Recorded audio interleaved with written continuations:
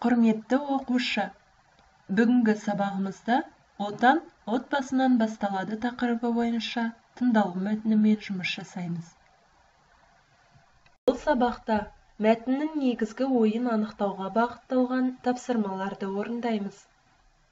Яғни, тірек сөздер, жетекші сұрақтар және мәтін тақырыбы арқылы негізгі ойды анықтаймыз. Ескерту: келесі слайдтарда ұсынылған мәтін мен тапсырмалар үлгі ретінде берілген. Сіз өзіңізге ұсынылған тапсырмаларды орындап, әдістемелік нұсқаулықта берілген жауап кілттерімен тексере аласыз. Сәттілік!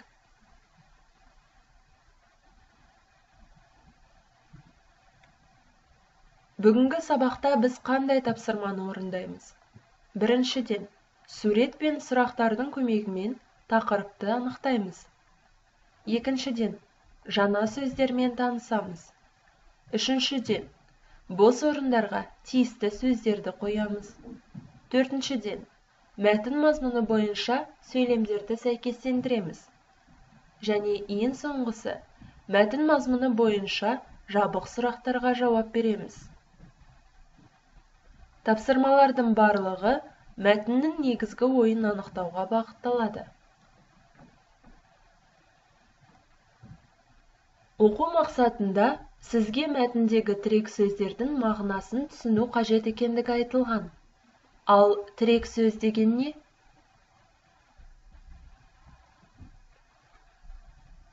Тірек сөздер мәтіннің құрылуына негіз болатын сөздер. Сонымен қатар, тірек сөздер мәтіннің негізгі ойын ашуға көмек болады. Есте сақтаңыз.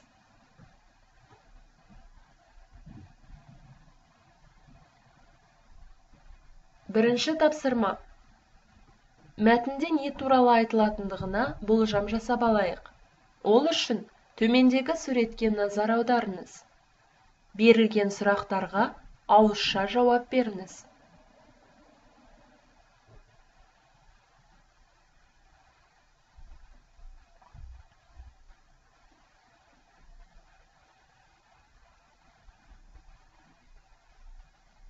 Жауап үлгілері келесідей болуы мүмкін. Төменде берілген суретте отбасы бейнеленген. Бұл отбасы үлкен. Отбасында көп балалар бар. Балалардың атасы мен әжесі бар. Менің ойымша, бұл отбасы бақытты. Себебі суретте олардың тату-тәтті екендігі байқалады. Бұл тапсырманы орындап болсақ, келесі қадамға көшейік. Мәтіннің мазмұнын қалай түсіне аламыз? Ол үшін жаңа сөздермен жұмыс жасау қажет. Сізге үлгі ретінде отбасы мерекесі тақырыбындағы тыңдалым мәтіні ұсынылады. Ол мәтінде бірнеше жаңа сөз беріледі. Жаңа сөздерді мағынасы бойынша суреттермен сәйкестендіріп көріңіз.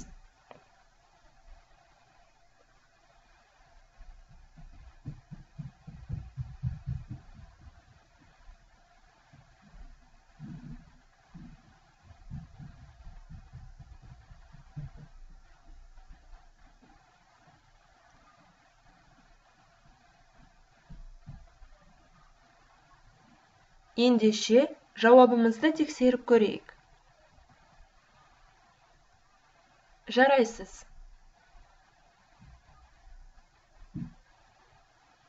Құрметті оқушы, үшінші тапсырмада сізге мәтінді мұқият тыңдап, төменде берілген сөздерді мағынасы бойынша бос орындарға орналастыру қажет. Мұқият болыңыз.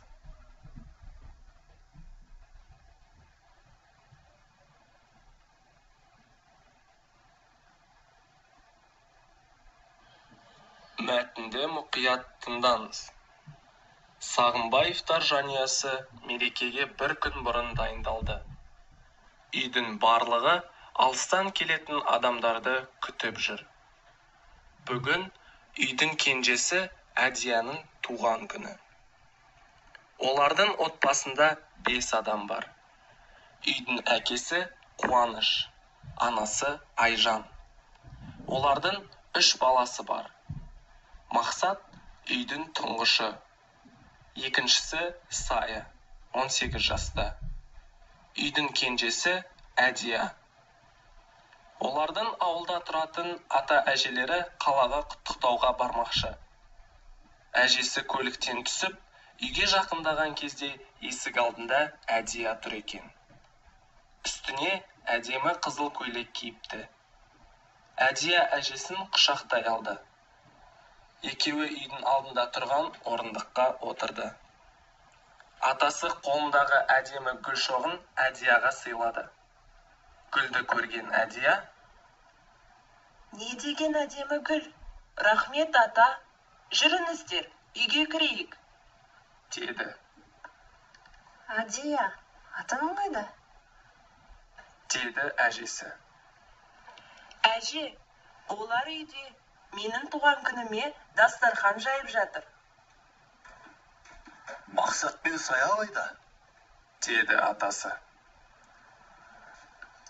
«Ата, олар менің туған күнімді ұмытып, жаңа ғана маған сыйлық алу үшін базарға кетті», деді жымиып Әдия.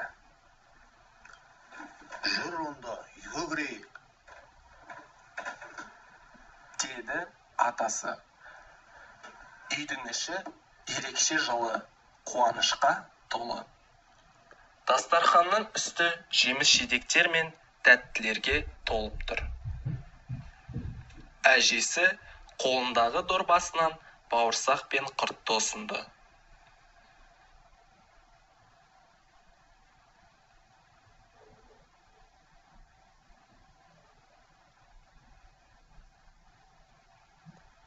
«Қане, жауабымызды тексеріп көрейік».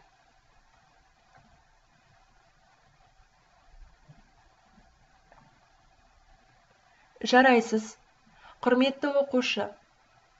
Бұл жерде мәтіннің транскриптісі берілген. Өзіңіз қате жіберген нұсқаларға қарап, тексеріп көріңіз.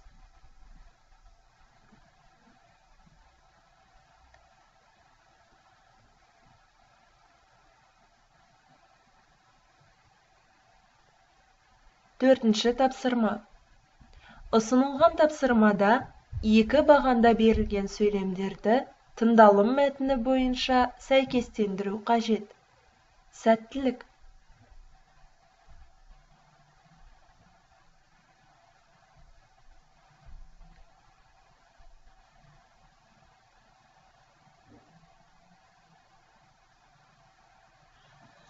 Мәтінді мұқият тыңдаңыз. Сағынбаевтар жанұясы мерекеге бір күн бұрын дайындалды. Үйдің барлығы алыстан келетін адамдарды күтіп жүр. Бүгін үйдің кенжесі Әдияның туған күні. Олардың отбасында 5 адам бар. Үйдің әкесі Қуаныш, анасы Айжан. Олардың 3 баласы бар. Мақсат үйдің тұңғышы. Екіншісі Сая, 18 жаста. Үйдің кенжесі Әдия. Олардың ауылда тұратын ата-әжелері қалаға құттықтауға бармақшы. Әжесі көліктен түсіп, үйге жақындаған кезде есік алдында Әдия тұр екен. Үстіне әдемі қызыл көйлек киіпті. Әдия әжесін құшақтай алды. Екеуі үйдің алдында тұрған орындыққа отырды. Атасы қолындағы әдемі гүл шоғын Әдияға сыйлады. Гүлді көрген Әдия: «Не деген әдемі гүл? Рахмет, ата. Жүріңіздер, үйге кірейік», деді. «Әдия, атаң қайда?» деді әжесі. «Әже, олар үйде менің туған күніме дастархан жайып жатыр». Мақсат пен Сая қайда? деді атасы. «Ата, олар менің туған күнімді ұмытып, жаңа ғана маған сыйлық алу үшін базарға кетті», деді жымиып Әдия. Жүр онда, үйге кірейік. деді атасы. Үйдің іші ерекше жылы, қуанышқа толы. Дастарханның үсті жеміс-жидектер мен тәттілерге толып тұр. Әжесі қолындағы дорбасынан бауырсақ пен құртты ұсынды.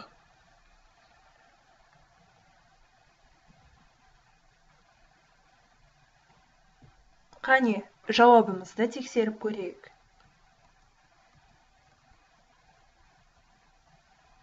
Өте жақсы, жарайсыз.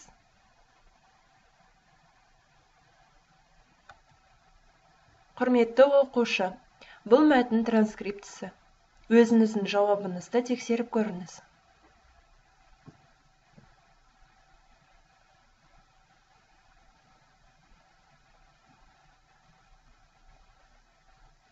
Жарайсыз.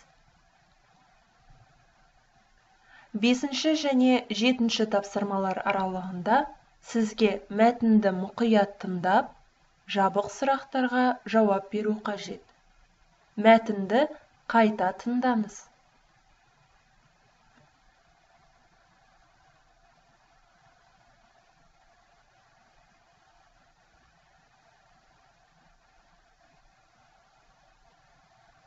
Мәтінді мұқият тыңдаңыз. Сағынбаевтар жанұясы мерекеге бір күн бұрын дайындалды. Үйдің барлығы алыстан келетін адамдарды күтіп жүр. Бүгін үйдің кенжесі Әдияның туған күні. Олардың отбасында 5 адам бар. Үйдің әкесі Қуаныш, анасы Айжан. Олардың 3 баласы бар. Мақсат үйдің тұңғышы. Екіншісі Сая, 18 жаста. Үйдің кенжесі Әдия. Олардың ауылда тұратын ата-әжелері қалаға құттықтауға бармақшы. Әжесі көліктен түсіп, үйге жақындаған кезде есік алдында Әдия тұр екен. Үстіне әдемі қызыл көйлек киіпті. Әдия әжесін құшақтай алды. Екеуі үйдің алдында тұрған орындыққа отырды. Атасы қолындағы әдемі гүл шоғын Әдияға сыйлады. Гүлді көрген Әдия: Не деген әдемі гүл? Рахмет, ата. Жүріңіздер, үйге кірейік. деді. Әдия, атың қайда? деді әжесі. Әже, олар үйде. Менің туған күніме дастархан жайып жатыр. Мақсат пен Сая қайда? деді атасы. Ата, олар менің туған күнімді ұмытып, жаңа ғана маған сыйлық алу үшін базарға кетті. деді жымиып Әдия. Жүр онда, үйге кірейік. деді атасы. Үйдің іші ерекше жылы, қуанышқа толы. Дастарханның үсті жеміс-жидектер мен тәттілерге толып тұр. Әжесі қолындағы дорбасынан бауырсақ пен құртты ұсынды.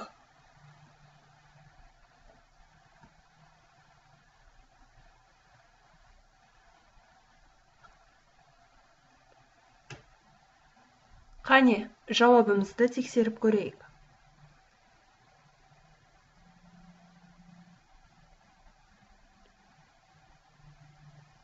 Өте жақсы, жарайсыз. Құрметті оқушы, жоғарыда ұсынылған мәтін мен тапсырма түрлері үлгі ретінде ұсынылған. Біз отбасы мерекесі тақырыбы бойынша тыңдалым мәтінімен жұмыс жасаймыз. Сіз өзіңізге ұсынылған тапсырмаларды орындап, әдістемелік нұсқаулықта берілген жауап кілтімен тексере аласыз. Әр тапсырмаға белсенділікпен кірісіп, зеректігіңізді танытқаныңыз үшін рахмет. Құрметті оқушы, сабақтың соңында төменде берілген сұрақтарға жауап беріп көріңіз.